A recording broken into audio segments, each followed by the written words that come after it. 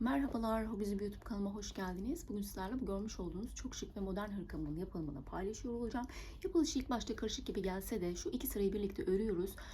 Çözdükten sonra inanın ki çok hızlı bir şekilde bir gecede rahatlıkla örebileceğiniz, hırs yaparsanız gerçekten ikinci güne bitirebileceğiniz bir hırka modeli. Dikdörtgen bir şekilde örülüyor. Çünkü model hep kendini tekrar ediyor. Dikdörtgen bir parça örüyoruz. Sonrasında kenarlardan birleştirip bakın şuradan birleştirdim. Kol evimin açıklığını bıraktım. Bu taraftan da aynı şekilde kol evimin açıklığını bıraktım. Öndeki lastiğimi ördüm. Kollarımı tamamlamadım.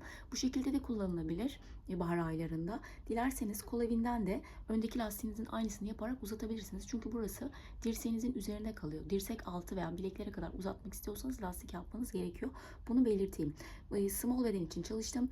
Beden bitmesi nasıl yapacağınızı ilerleyen dakikalarda zaten anlatıyor olacağım. Daha büyük yaparsanız daha salaş bir hırka elde edersiniz. Bu çünkü bel hizasında bitiyor. Daha popo altında istiyorsanız şuradaki dilimleri arttırmanız gerekiyor. 3-4 tane daha arttırmanız gerekiyor. İpinize bağlı olarak tabii bütün her şey değişebilir. Ben Alize Midi'nin ipini kullandım. %25 yünlü, 100 gramlık, 170 metre. Bu kaçıncı? Dördüncü yumağımdan şu kadar kaldı işte. Kaç gram bilmiyorum. Henüz daha tartmadım. 5 numaralı tığımla örüyorum. Komple hırkamın hepsini 5 numaralı tığla ördüm. Başka hiçbir numara değişikliği yapmadan. Bu şekilde kafanıza takılan herhangi bir şey olursa yorumlarda yazarsanız yardımcı olmaya çalışırım. Kolay gelsin, çabuk bitsin diyorum benimle birlikte örecek olanlar için. Hiç lafı uzatmıyorum. Evet, şimdi ilk etapta size model kurulumunun nasıl yapıldığını göstermek istiyorum. Ama ipim de kahverengi, zeminim de kahverengi. Bu yüzden şunun altına bir tane beyaz kağıt yerleştiriyorum. Şu alttaki üçgenlere odaklanalım lütfen. Bakın şurada da fazlalık ipim kalmış. Alttaki üçgenlerimden, şimdi model kurulumunda bir üçgen, bir tane şöyle fıstık, üçgen fıstık, üçgen fıstık. Yani şunlar üçgen gidecek, bunlar fıstıkla çoğalacaklar. Bu grupları oluşturmak için 99 tane trabzanla başladım. 1 metreden hesapladım önce kendime zincir sayımı. Ondan sonra 99 zincir üzerine altılı üçgen gruplarımı kurdum. Şu dilimlerden toplamda 6 tane var benim. Eğer ki büyütmek istiyorsanız, şimdi size sayıları vereceğim. İsterseniz not alın, ister sonrasında tekrar dinlersiniz. Eğer 7 tane üçgenle daha fazla büyütmek istiyorsanız, 7 üçgenle başlayacaksanız 16 tane ekliyorsunuz, 115 oluyor. 8 tane üçgenle başlamak istiyorsanız 131 tane trabzana ihtiyacınız var. Şimdi bu koyu bir renk olduğu için ve de zeminimle çok birebir aşağı yukarı aynı olduğu için size daha açık bir renk tonuyla göstermek istiyorum nasıl yapıldığını. Elimde şöyle bir açık renk ipim vardı. Şimdi ben rastgele zincir çekerek üzerine trabzanlarımı oluşturacağım. Sonrasında model kurulumuna geçeceğim. Şimdi zincirlerin üzerine trabzanlarımı çakma trabzan olarak yapıyorum. Çünkü V'lerimizi oluştururken, daha doğrusu üçgenlerimizi oluştururken ikili trabzanlar yapacağız. Burada ilk sırada çakma trabzan yaparak başlıyoruz ki birebir aynısı olmasın. Tığımızın üstüne ipimizi doluyoruz. Girdik zincirimize. Üçünü birlikte topladık. İpimizi doladık. Zincirimizin içine girdik. Çektik ipimizi. Üçünü birlikte topladık. Bu şekilde çakma trabzanlar yapıyorsunuz belirlediğimiz sayılar kadar. Sonrasında sıra sonunda hemen örneğimizi kurmaya başlıyoruz bunun üzerine. Şimdi hangi sayıda zincir çektiyseniz onun üzerine o kadar trabzan yapmış olmanız gerekiyor. Sonrasında hemen kuruluma başlıyoruz. 1, 2, 3 tane zincir çekiyoruz ve dönüyoruz. İpimizi doladık. Şurada ilk trabzanımızın üzerine 3 tane zincir çekmiş olduk. Dolayısıyla bunu atlıyorum. Yanındakine geçiyorum. Yanındakine geçtim. Şöyle ipimi doladım. Yanındakine girdim. İpimi çektim. Birazcık uzattım şöyle. Fıstık yapacağız buraya. İpim duruyor. Tekrardan doladım tığımın üzerine. Aynı boşluğa girdim. Tekrar çektim ipimi. Bekliyorlar hala tığımın üzerine. Tekrar boşluğuma girdim. 3 seferde fıstığımızı oluşturuyoruz. Hepsini birlikte toparlıyorum bakın şuraya kadar. Sonda bir iki tane yan yana ilmeğim olmuş olacak. Ve ikisini birlikte kapattım. Araya bir tane zincir çekiyorum. İpimi doladım. Aynı noktaya tekrar giriyorum. Çektim ipimi. Bekletiyorum. Doladım. Boşluğuma girdim. Zincirime çektim ipimi. Bekletiyorum. Doladım. Bir kere daha girdim. 3 seferde fıstığımızı yapıyoruz. Hepsini birlikte toparlıyorum. Bakın şöyle 2 tane ilmeğim kalıyor tığımın üzerinde. İkisini birlikte topladım. Buraya bir tane fıstık grubu yapmış olduk. Fıstıklar arasında bir tane zincirimiz var ve şu başlangıçta 3 tane zincir çektik. Burası da bizim bir tane trabzanımız. Yani bir trabzan, bir fıstığımız var. Şimdi 3 tane zincir çekiyoruz. 1, 2, 3 tane zincir çektik. Aşağıdan sayıyorum. 1, 2, 3. Dördüncüsünü buldum. Doladım ipimi, tığıma. Dördüncüsüne giriyorum. Bir tane ikili trabzan yapıyorum buraya. Önce ikisini birlikte, sonra ikisini birlikte. Bakın şöyle bir kutucuğumuz, boşluğumuz oluşmuş oldu. Şimdi yan yana, bu trabzanın yanına sırasıyla şöyle 9 tane trabzanımız olacak. Girdim. İkisini birlikte, ikisini birlikte. Doladım ipimi. Bir sonraki zincirime battım. İkisini birlikte, ikisini birlikte. Yan yana dediğim gibi 9 tane trabzanımızı yapalım. Şimdi 9 tane trabzanımızı yaptık. 3 tane zincir çekiyoruz. 1, 2, 3 tane zincir çektik. İpimizi doladık. Alttan 3 tane atlıyoruz. 1, 2, 3 atladım. Dördüncüsünü buluyorum. İçine giriyorum. Şimdi buraya fıstık yapacağız. İpimi çektim. Bekletiyorum. İpimi doladım. Aynı noktaya girdim. Çektim. Bekletiyorum. Doladım. Aynı noktaya tekrardan girdim. 3 seferde şuradan çekiyorum. Hepsini birlikte toparladım. Bakın ilmeğim kaldı şöyle 2 tane tığımın üzerinde. İkisini birlikte kapattım. Bir tane zincir çekiyorum arada. Doladım ipimi. Aynı noktaya tekrardan giriyorum. İpimi doladım. Aynı boşluğa tekrardan girdim. Bekletiyorum ipimi. Doladım. Tekrar aynı boşluğa giriyorum. 2 oldu bu. Bekletiyorum. Doladım ve tekrar aynı boşluğa giriyorum. 3 seferde fıstığımı yapmış oldum. Toparlıyorum. 2 tane ilmeğim var ve kapattım.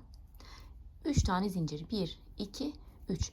Şurada bakın şöyle kutucukmuş gibi görünen boşluklarımızı oluşturmak için aralarda 3'er tane zincir çekiyoruz. Fıstıktan trabzanlara geçerken, trabzandan fıstıklara geçerken aralarda 3'er tane zincirimiz var. Şimdi 3 zincirimi çektim. İpimi doladım. Alttan da 1, 2, 3 tane atladım. Dördüncüye batıyorum. Çektim ipimi, ikili trabzan yapıyorum. Şimdi bir sıra trabzan grubu, bir sıra fıstık. Bu şekilde 9 tane trabzanımı tamamlıyorum şimdi. Ben 2 tane üçgen üzerine göstereceğim size. Hepsi aynı mantıkla ilerliyor. Siz arada 6 tane olduğunu varsayın. 6 taneyi yapmışız. Sonra da sona gelmişim. Yani başlangıcı ve sonu da görmüş oluyorsunuz böylelikle. Başlangıç ve sondaki sayılar çünkü farklı. Şimdi buraya 9 tanemiz. Siz yaptınız 6'yı. Sonra evet, şuradaki trabzanlarımı 9'a tamamladım. Sonrasında 3 tane zincir çekiyorum. Bakın sona geldik artık. Doladım ipimi. 1, 2, 3 tane atlıyorum. Sonrasında dördüncüsüne batıyorum. Sonda 2 tane trabzanınızın kalmış olması gerekiyor. Bu battığım yere fıstık yapacağım. Doladım ipimi. Battım, uzattım. Doladım, battım, uzattım. Doladım. Aynı yere tekrardan batıyorum, uzatıyorum. Buraya fıstık grubumu yapıyorum. Bir tane zincir. Doladım. Aynı yere tekrardan fıstık yapıyorum. Doladım, battım, uzattım. Doladım, battım, uzattım. Toparladım, kapattım. Şimdi başlangıçta ve sonda bakın şuradayken de bu ayrıntıyı görün ki kafanız karışmasın. Burada zincir çekerek yükselmiştik. Sonrasında hemen dibine battık. Burada da fıstığımı yaptım. İpimi doladım. Hemen dibindeki trabzanıma bakın. Şurada sonda bir tane trabzanım kaldı. Herhangi bir zincir çekmiyorum arada. Yani buralarda hani üçer zincir çekiyoruz ya şuralarda. Başlangıçta ve sonda zincir çekmiyoruz. Burası yapışık oluyor. Sondaki zincirimin tepesine batıyorum. Buraya bir tane ikili trabzan yapıyorum. Parmağıma öyle bir dolamışım ki. Şöyle. Şimdi şu aradaki üçgenlerin yani şu trabzan gruplarımızın 6'şar tane ya da 7 tane 8 tane olduğunu varsayın. Başlangıcımızı ve sonumuzu da görmüş olduk böylelikle.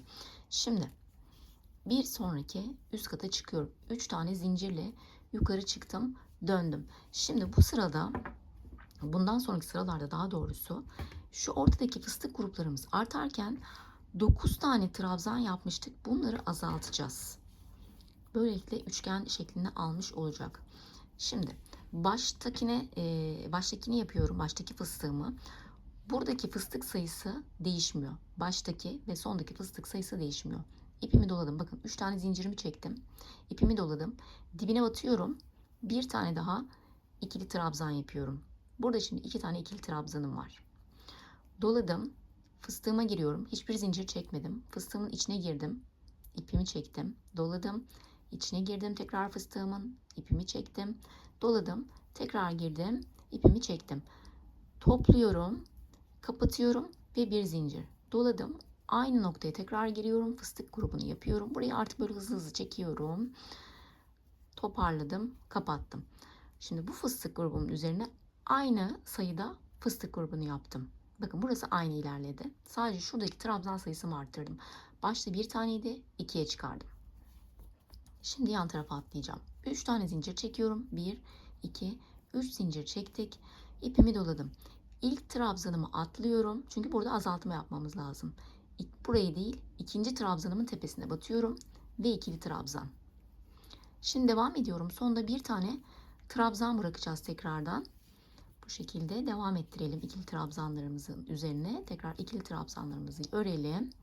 Sonda bir taneyi bırakacağız. Onun üzerine örmeyeceğiz. İki trabzanlarımı yapıyorum. Biraz karışık bir model ilk etapta. Anlaşılması için tüm ayrıntıları söylemeye çalışıyorum. Şimdi bakın. Altta 9 tane trabzanımız vardı. Başta ve sondakini örmediğimiz için şimdi bu sırada 7 tane trabzanımız var. 3 tane zincir çekiyoruz. Tığımızın üstüne ipimizi doladık. Fıstığımızın içine girdik.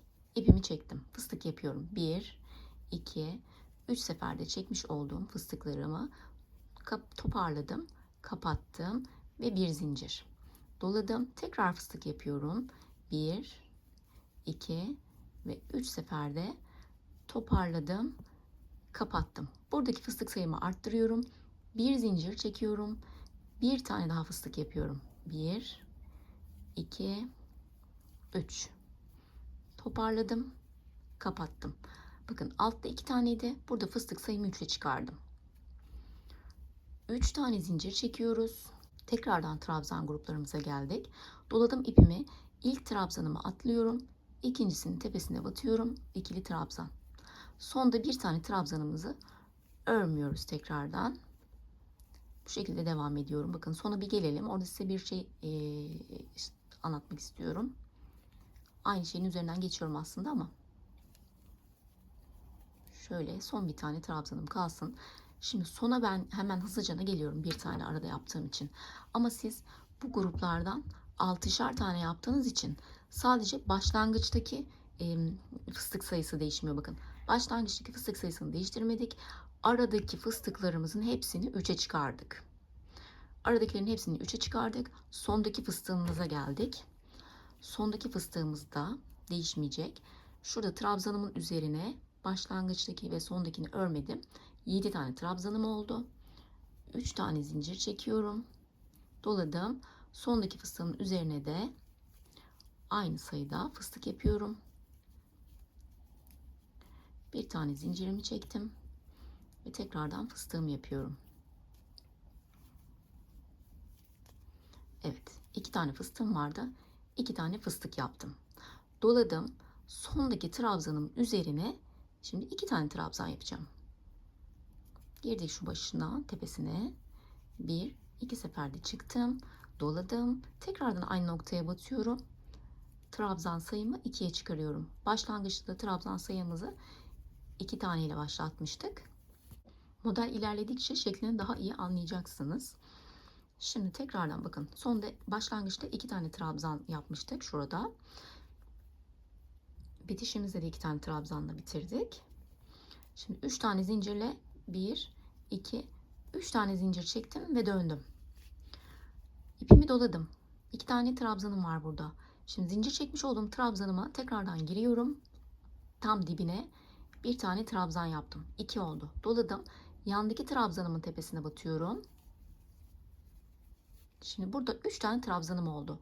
İlk katta 1 de, ikinci katta 2, üçüncü katta 3 tane trabzanım oldu. Doladım ipimi. Buradaki fıstık sayılarım değişmiyor. Bunu aynen yapabilirsiniz. 2 tane fıstığımız var tekrardan. Bir tane zincir çektik fıstıklar arasında. İkinci fıstığımı yaptım. Kapattım. 1, 2, 3 tane zincir çekiyoruz fıstıktan sonra. Doladım ipimi. Bakın trabzan sayılarımız burada değişiyor demiştim. 7'ye indirmiştik. Şimdi tekrardan indiriyoruz. İlk trabzanımı örmüyorum. Yanındakine batıyorum. Başta ve sonda trabzanlarımızı azaltarak burayı daraltmaya başladık. Şimdi devam ediyorum. Trabzanların üzerine örüyorum. Sonda bir tane bırakacağım tekrardan. 4 ve 5. trabzanım olmuş oldu. 2, 4, 5. 5 tane trabzan yaptık. 3 tane zincir çekiyoruz. Bu aralarda 3'er tane zincirlerimiz var. Doladık ipimizi. Şimdi şöyle 3 tane fıstık yapmıştık. İlk fıstığımın boşluğuna giriyorum. Çektim ipimi. Buraya bir tane fıstık yapıyorum. Toparladım. Kapattım. Bir tane de zincir çektim. Doladım. Yanına bir tane daha fıstık yapıyorum. 1, 2, 3. Toparladım. Kapattım. Ve bir tane zincir çektim. Doladım ipimi. Bir sonraki boşluğuma şimdi atlıyorum. Buraya da aynı şekilde bir tane fıstık, bir zincir ve bir tane daha fıstık. Yani yan yana 2 tane fıstıklarımız olmuş olacak. Hepsinin arasında bir tane zincir çekiyoruz. 1, 2, 3 seferde toparladım, kapattım. Fıstığımı yaptım, zincir çektim. Fıstığımı yaptım, araya bir tane zincir çektim, fıstık yaptım. Bir zincir çektim, fıstık yaptım. Şimdi 3 tane zincirimiz var. 1, 2, 3 tane zincirimi çektim. Doladım ipimi. Tekrar trabzan grubundayım. İlk trabzanımı atlıyorum. İkincisine batıyorum ve ikili trabzan. Sonda bir tane trabzanım kalacak. Burada toplamda 5 tane trabzan örmüş olacağız. 3, 4 ve 5. Şimdi şöyle görelim tekrardan, bakın burayı. Bundan böyle 5-6 tane yapmış olmanız gerekiyor ya da 7 tane. Ne kadar sıra başladıysanız artık. Sona geldim. 3 tane zincirimi çektim. Sondayım artık. Ve şuradaki fıstık grubumu aynen tekrar fıstıklıyorum. 2, 3 seferde fıstığımı yaptım. Bir tane zincir çektim. Tekrardan fıstık yapıyorum. 1, 2, 3. Toparladım. Kapattım. Şimdi zincir çekmiyorum. Bakın burada trabzan sayımı başa döndüm. 3'e çıkarmıştım. Ördük, ördük, ördük, ördük. Sona geldik. Fıstıklarımızı yaptık. Ve trabzan sayılarımızı şimdi 3'e çıkaracağız burada da. Doladım. Hemen bulduğum trabzanıma giriyorum. Bir tane trabzan yaptım.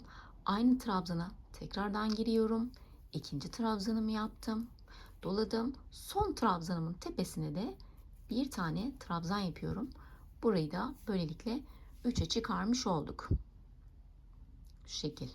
Şimdi üst kata çıkıyorum bir sonraki sıraya. 1, 2, 3 tane zincirimi çektim, döndüm. Doladım ipimi. Hemen dibine batıyorum tekrardan. Bir tane daha trabzan ekliyorum burada. 2 tane trabzan oldu yan yana. Doladım. Alttaki trabzan sayım 3'tü. Burada 4'e çıkaracağım. 2 oldu. Bir sonraki trabzanın tepesine battım. 3 oldu. Bir sonraki trabzanın tepesine battım ve 4 oldu. Şimdi buradaki fıstık grubumu yapıyorum. Kapattım. Bir zincir. 1, 2 ve 3 seferde topladım, kapattım. 3 tane zincirimi çekiyorum. Trabzanlarımın olduğu noktadayım. Doladım. İlk trabzanımı atlıyorum. İkincisine batıyorum. Ve bir tane ikili trabzan. Hemen yanındakine battım. Ve yanındakine battım. Sondaki trabzanımı tekrardan örmüyorum. Bakın burada 3 tane trabzanımız olmuş oldu. 3 tane zincir. 1, 2, 3 tane zincirimi çektim. Şimdi şuraya fıstık grubunun olduğu noktaya geldim. Doladım ipimi. Şu fıstıklarımın ortasına giriyorum. Fıstığımı yapıyorum. 3 seferde. Toparladım. Kapattım ve bir tane zincir. Doladım. Tekrar aynı noktaya fıstık yapıyorum. 1, 2 ve 3 seferde çıktım. Toparladım. Kapattım. Bir tane zincir. Şimdi burada şu 2 tane fıstık grubumuzun ortasında bir zincirimiz var. Doladık. Buraya da giriyoruz. Bir tane ikili trabzan yapıyoruz. Bakın bu noktayı tam ikili trabzan yaptım. Fıstıklarımı yaptım. Araya bir tane trabzan koydum. Şimdi doluyorum. Trabzanımı yaptıktan sonra bir tane zincirim var. Doladım. Şimdi bu fıstık grubunun içine tekrardan fıstık yapıyorum. Topladım, kapattım, bir zincir. Tekrardan 1, 2, 3 tane topladım, kapattım. Bakın burada bir tane fıstıkla başlamıştık. 3 fıstığa, 2 fıstıkla başlamıştık. 3'e çıkardık, sonra 4'e çıkardık. Sonra burada 4 tane fıstığımız ve arada bir tane de trabzanımız var artık. Şimdi bundan işte 6, 7, 8 tane, kaç tane yaptıysanız yapmışsınız. Sona gelmişiz. 1, 2, 3 tane zincirimi çektim. Bakın trabzan grubundayım. Ve ilkini atlıyorum. İkincisine geçtim. İkili trabzan. Doladım. Hemen bir sonrakine batıyorum. İkili trabzan. Doladım. Bir sonrakine battım. İkili trabzan. Burada 3 tane trabzanımız olmuş oldu. 1, 2, 3 zincirimi çektim. Bakın en baştaki fıstık grubuma geldim. Buradaki sayı hiç değişmiyor demiştik zaten. Bunu direkt örebiliriz. Evet. Şimdi başlangıçta şuradaki trabzan sayımı 4'e çıkarmıştım. Dolayısıyla burayı da 4'e çıkarmam lazım. Fıstıklarımı yaptım. Herhangi bir zincir çekmedim. Tekrardan bakın şurada 3 tane trabzanım var. İlkinin üzerine batıyorum. İkili trabzan yapıyorum. Doladım. İkincisinin üzerine batıyorum. Bunun üzerine şimdi 2 tane ikili trabzan yapıyorum. 3 tane trabzanım oldu. Doladım. Sondaki trabzanımın tepesine de batıyorum. Buraya da bir tane ikili trabzan yapıyorum. Böylelikle buradaki trabzan sayımı da 4'e çıkarmış oldum. 1, 2, 3 ve 4. 3 tane zincirle 1, 2, 3 dönüyoruz. Şu şekilde gözüküyor şu an sizinle birlikte ördüğümüz parçamız. Aynı örerseniz eğer bendeki sadece sayı eksik. Birebir aynısı olacak. Şimdi 3 tane zincirimi çektim, yukarı çıktım. Aynı noktaya tekrar batıyorum. Bir tane daha ikili trabzan. 2 tane trabzanım oldu. Buradaki şimdi trabzan sayımızın 5 olması gerekiyor. 3, 4, bir sonrakine de battım ve 5. 5 tane trabzanım var. Doladım. Bu fıstık grubunda aynı. Buraya hızlandırıyorum. 3 tane zincirimi çekiyorum ve trabzan grubunun olduğu yere geldim. 3 tane trabzanım vardı. Bir tanesini atladım. Bir sonrakine battım. Bir tane trabzan yaptım. Yandakine de örmüyorum. Bir tane trabzanım var artık. 3 tane zincir çekiyorum. Fıstıklarımın olduğu noktadayım. Doladım. Hemen sağdaki boşluktaki fıstıklarımın araya girdim. Buraya şimdi bir tane fıstığımı yapıyorum. Bir tane zincir ve bir fıstık daha hemen yanına kapattım. Bir tane zincir çekiyorum. Bakın şu arada bir tane trabzan koymuştuk. Şimdi bu trabzanımın yanındaki boşluğa ipimi doladım. Bu boşluktan giriyorum. Bir tane ikili trabzan. Fıstıklarımı yaptım. Bir zincir ve buradaki boşluğa girdim. Bir tane ikili trabzan. Bir tane zincir doladım. Şimdi alttaki trabzanımın bu sefer de soldaki boşluğuna giriyorum. Buraya da bir tane ikili trabzan. Şu şekilde görünüyor. Bir tane zincirini daha soldaki fıstıklarımın içine dolduruyorum. Bir fıstık, bir zincir ve tekrar bir fıstık. Bir tane zincir çektim. 1, 2, 3. Bir fıstık daha yaptım. Bunu da işte 6, 7, 8 tane, kaç tanesi o kadar yaptık. 3 tane zincirimi çekiyorum.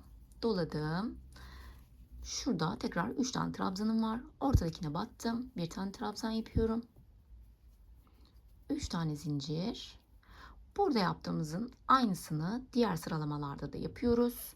Fıstıklarımız, bir zincirimiz ve bakın trabzan, bir zincir ve trabzan. Bunun aynısını diğer gruplarınızın üzerine de ördükten sonra sıra sonuna geldiniz. Tekrardan sondaki fıstık grubumun üzerine örüyorum. Toparladım. Kapattım. Zincirimi çektim. Diğer fıstığımı yapıyorum.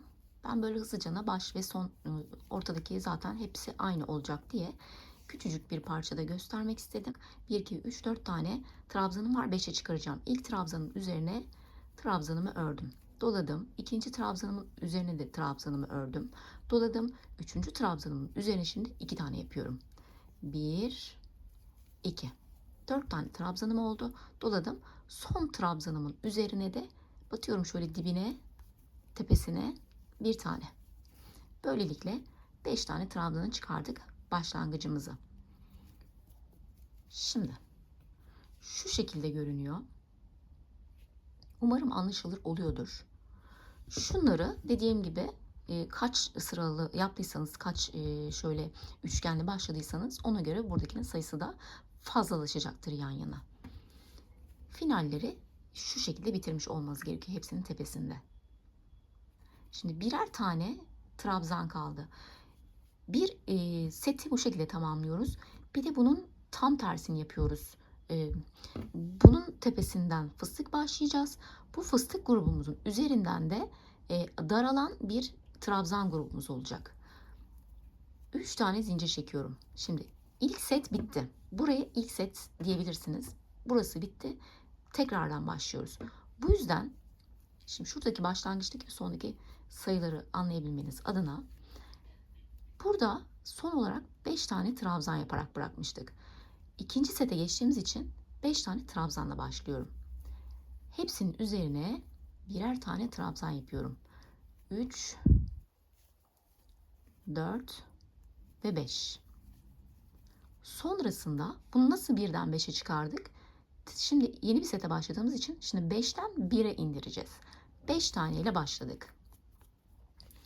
Fıstık grubumu yapıyorum. Şuraya girdim. Tekrardan fıstığımı yapıyorum. Burası aynı olduğu için hızlı geçiyorum artık. Evet, şimdi burada ne yapacağız? Bakın bir tane trabzanımız var. 3 tane zincir çekiyoruz. İpimizi doladık. Bu bir tane trabzanımızın tepesine batıyoruz. İpimizi çektik. Doladık. Aynı noktaya girdik. İpimizi çektik. Doladık. Aynı noktaya girdik. İpimizi çektik. Toparladık hepsini. Kapattık. Bir tane zincir. Doladık ipimizi. Aynı yerdeyiz. Bakın. Bu tek trabzanımızın üzerine çalışıyoruz. İpimizi çektik. Doladık. Girdik. İpimizi çektik. Ve 3. seferde de tekrardan fıstığımı toparladım. Kapattım. Bu tek trabzanımın üzerine 2 tane fıstık yaptım. Tekrar şu başa döndüğünüzü düşünün. Aynı şeyleri yapacağız. Fıstıklarımızın üzerine de 3 tane zincir çektim. Bakın şu grubun üzerine geldik. Burada da ipimi doladım. İlk fıstığımın tepesine batıyorum. İlk fıstığımın tepesine. Burası ayrıntı. Burayı dikkatle izlerseniz. İlk fıstığımın tepesine batıyorum. 3 tane zincirimi çektim. Battım. Buraya bir tane ikili trabzan. Doladım. Fıstığımın araya giriyorum. Boşluğuna. Buraya da bir tane ikili trabzan. Doladım. Soldaki fıstığımın tepesine batıyorum. Buraya. İkili trabzan. Doladım. Şimdi bakın 2 tane bacak var. 2 tane trabzan. Bir tane sağdaki trabzanın tepesine batıyorum. İkili trabzan. Doladım ipimi. Boşluğa giriyorum. Trabzandan sonraki boşluğuma giriyorum. Bir tane ikili trabzan. Doladım. Soldaki trabzanımın tepesine batıyorum. Bir tane ikili trabzan. Doladım. Sağdaki fıstığımın tepesine batıyorum. Bir tane ikili trabzan. Fıstıklarımın arasındaki boşluğa giriyorum. Trabzan. Doladım ve soldaki fıstığımın tepesine batıyorum. Bir tane ikili trabzan. Bakın burada tekrardan 9 tane trabzan yaptık. 3, 6 ve 9. Şu başlangıçta da 9 tane trabzanla başlamıştık.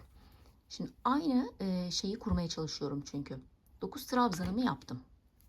3 tane zincirimi çekiyorum. 1, 2, 3. Doladım. Bakın şurada tek başına bekleyen trabzanım var. Bunun üzerine tekrar fıstık grubumu oluşturuyorum. 3 seferde çıkıyorum. 1, 2 ve 3. Toparladım. Kapattım ve bir zincir. Doladım. Yanına bir tane daha fıstık yapıyorum. 1, 2 ve 3.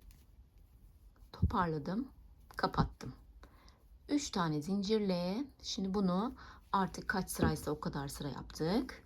Sona geldik. 3 zincirimizi çektik. Doladım. Sondaki fıstık grubumu birebir aynı şekilde oluşturuyorum.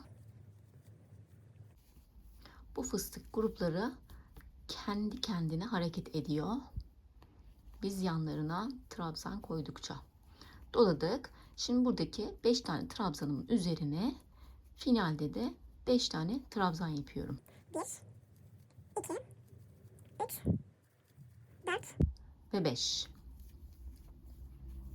Bir alt sıra 5'ti. Bu sırada 5. Şimdi buradakileri azaltıyoruz. Bakın dikkat ettiyseniz eğer şuradakiler kendi kendilerine verev aldı. Bu yana doğru geldiler. Şimdi bu tarafa doğru gidecekler. Çünkü buradaki trabzan sayısını azaltacağız. Zaten anlamışsınızdır. Tekrardan şeyimizi kurduk. İkinci setimizi kurduk. Bakın burada bir tane var. Burada da bir tane vardı. Burada şimdi 9 tane trabzan var. Burada da 9 tane trabzan vardı. Aynısını yapacağız. Şu kenarlara dikkat ederseniz eğer 1'den 5'e çıkarmıştık. Şimdi 5'ten 1'e düşüreceğiz. Şimdi 3 tane zincir çektim ve döndüm. Doladım ipimi. Hemen yanındaki trabzanıma batıyorum. Yanındaki. 2 oldu. Yanındakine battım. 3 oldu. Doladım. Yanındakine battım. Ve 4 oldu. Azaltıyoruz. 5 taneydi. 4'e düşürdüm. Herhangi bir zincir çekmeden ipimi doladım. Bu fıstık grubumu yapıyorum.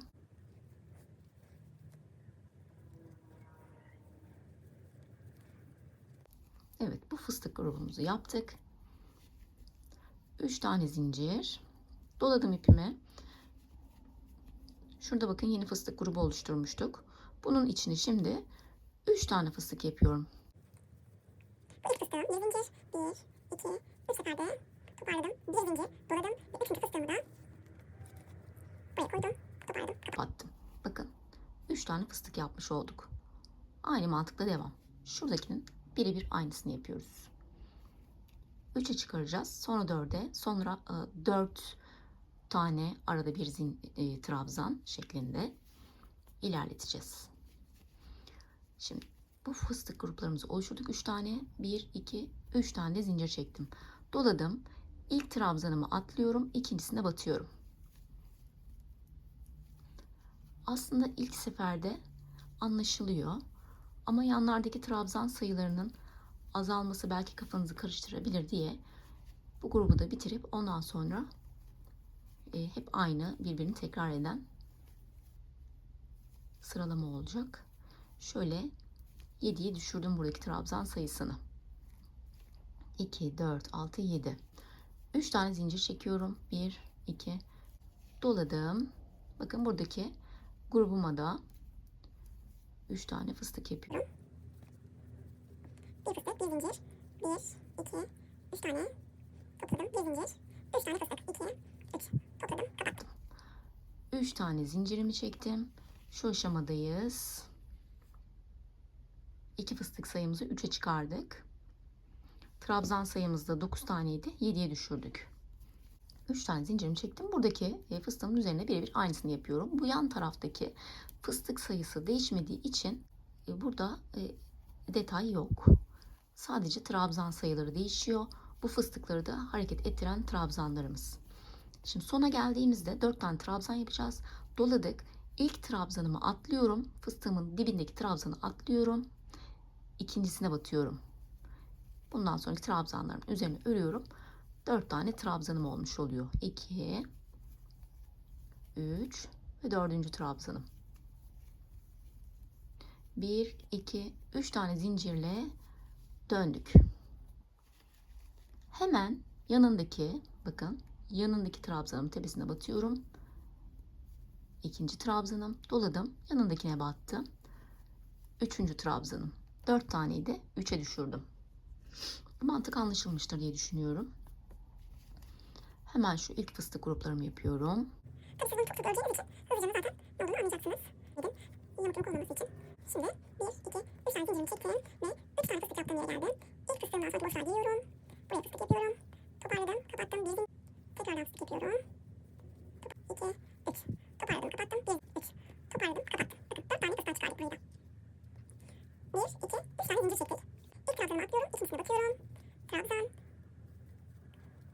trabzanım var artık burada. Hızlıca geçiyorum buraları. 4 ve 3 tane zincirimi çektim.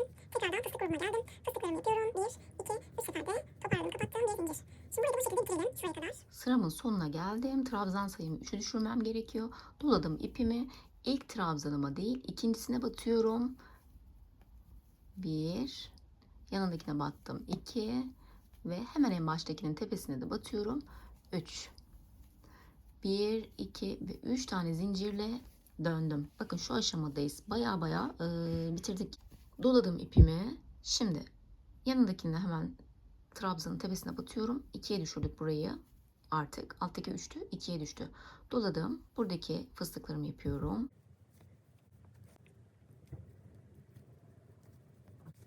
Toparladım, kapattım. Bir tane zincir. Sondaki sıralamamda da fıstıkların içine fıstık, yanı ortaya bir tane ikili trabzan ve tekrar fıstıklarım, 3 zincir ve fıstık. Sonra sona geldim. Bakın altta 3 tane trabzanım vardı. İlk trabzanımı atlıyorum. Yanındakine battım. Bir tane ikili trabzan. Doladım ve tekrardan yanındakine battım. Bunun üzerine de bir tane trabzan. 1, 2, 3 tane zincir çektim ve döndüm. Burada artık bir tane trabzanımızın olması gerekiyor. Bakın alttaki 2'yi de bir tane trabzanım olması gerekiyor. Bu yüzden buraya başka trabzan yapmıyorum. Direkt doluyorum ve fıstığın içini dolduruyorum.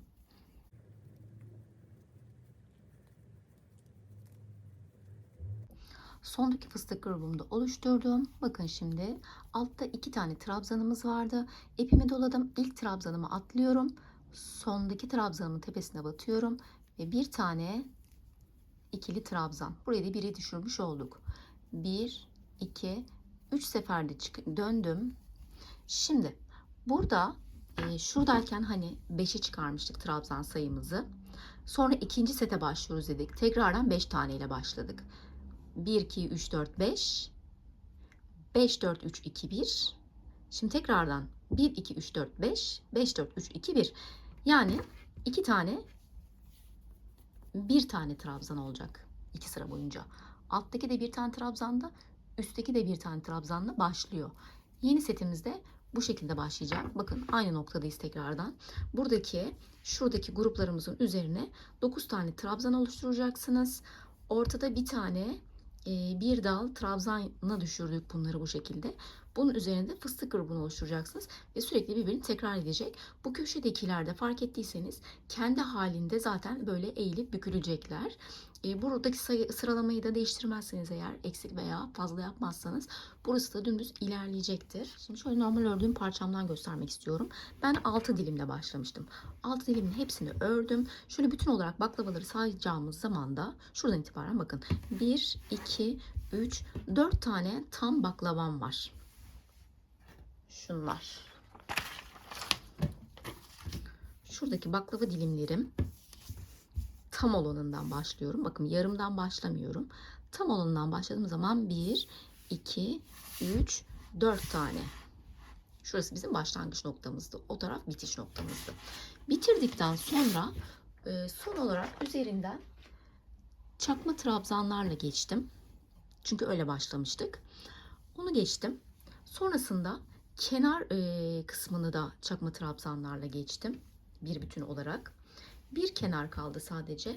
O kenarı da sizinle birlikte yapalım istiyorum. Şöyle bir minicik hemen ilmeğimizi ayarlayalım. Şöyle bizi beklesin. Köşe noktasından giriyorum. Bakın şurada zaten trabzanla bitirdiğim için hemen trabzanımın tam köşesine girdim. Buradaki ilmekçiğimi de çekiyorum bu tarafa. Buradan bir sabitlememizi yapalım önce. Tam üstüne ipimi doladım. Buraya şimdi çakma trabzan yapıyorum bir tane. Doladım. Aynı noktaya tekrar girdim. Bir tane daha çakma trabzan. Doladım. Bakın burada hep şöyle boşluklarımız var.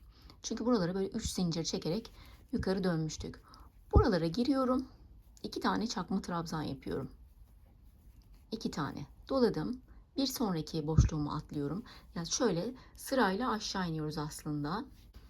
2 tane 2 tane yaptığımda benimki hiç kasmadı. Siz ikişer ikişer yapın, deneyin. Çok kasarsa elinizin sıkılığına bağlı olarak bazı noktaları 3 tane de koyabilirsiniz ama ben ikişer tane koydum. Benim için yeterli oldu. Hepsini ikişer tane çakma trabzan ve bütün parçamızın çevresini bu şekilde dolanıyoruz. Şimdi parçanı önüme aldım. Şöyle enine baktığım zaman 83 santim, boydan da 66 santim olmuş benim ördüğüm parça. Bu noktada dikdörtgen bir parça elde etmiş olduk. Şöyle alt kısmını katladım. Üst kısımlarından da katlıyorum öne doğru. Şu şekilde bu uç noktalardan itibaren birleştiriyoruz. Şu noktada kol açıklığını bırakıyoruz. Ne kadar istiyorsanız kol açıklığı. Ortasına kadar birleştirmesini yapabilirsiniz. Sonunda da bir kol açıklığınız kalıyor. Aynı şekilde bu taraftan da şu kısımda alt kısım ve üst kısımda da boş alanlarımız kalacak. Buradan da lastik yapacağız. Şöyle bir iğne yardımıyla ters tarafından diktim parçamı. Şöyle kol evimi bıraktım. Şimdi katladık, diktik. Sonrasında bakın şurasını, alt kısmını ayırıyorum. Alta da açık renk bir şey koydum daha net anlaşılsın diye. Alt kısmından ayırıyorum. Yaklaşık olarak benim ördüğüm 1, 2, 3, 4 tane şu şekilde fıstık grubumu bırakıyorum. Onun dışında kalan kısmı tamamen lastik geçeceğim çevresinden. Şimdi karşı taraftan başlamaya karar verdim. Şuradan ipimi sabitliyorum öncelikle. Öbür taraftan trabzanların tersine geldiği için düzgün olmadı. Bir tane de zincir çektim. Siz de eğer o taraftan ters gelirse bu taraftan başlarsınız. Doladım ipimi. Bakın şimdi trabzanlarımın üstündeki başakların arka dalına batıyorum. İpimi çektim ve çakma trabzan. Başaklarımın, görünen başaklarımın 2 tane dalı var. Arkadaki dalına batıyorum ve hepsini birlikte toparlıyorum. Bütün sıra boyunca bunu devam edeceğim. Bir sonraki belirleyicinin olduğu yere kadar. Bu şekilde arka dallarına batarak sıramın sonuna geliyorum. Sıra sonuna geldiğimde 2 tane zincir çekip dönüp tekrardan trabzanlarımın yeni oluşturduğumuz trabzanların arka dallarına batıyorum. Böyle birkaç sıra boyunca ilerliyoruz ve önümüzde bir lastik bant oluşmuş oluyor. Hırkamızın ön kısmı göğüs kısmında kapatmış oluyoruz böylelikle. Bu şekilde sonuna geldik videomuzun. Yorum yapar, beğenir ve abone olursanız beni mutlu edersiniz. Bir sonraki içerikte görüşmek üzere. Hoşça kalın.